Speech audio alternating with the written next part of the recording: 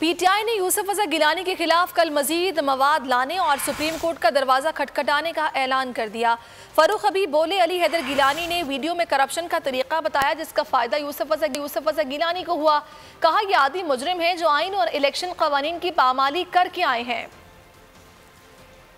पाकिस्तान के हर शहरी ये जानना चाहता है कि वो कौन सा कानून है जो हमारे मुंतखब होने वाले उम्मीदवारान को ये राइट देता है कि वो लोगों के जमीर खरीद के आए, वो पैसा चला के आए, आदि मुजरमों का केस लेकर आए हैं। पहले डिस्क्वालीफाई हुए सुप्रीम कोर्ट से, $60 मिलियन आसिफ अली जरदारी के बचाते बचाते वजारत उज़्मा से घर चले गए। खत नहीं लिखा, वो कहते हैं चमड़ी जाए दमड़ी ना जाए, फिर आप आ जाए। एक हार वाला केस आ गया था तोशा खाना का, अब आ गया कि आपने सेनेट के अंदर वोट चोरी करके सीट हासिल कर ली।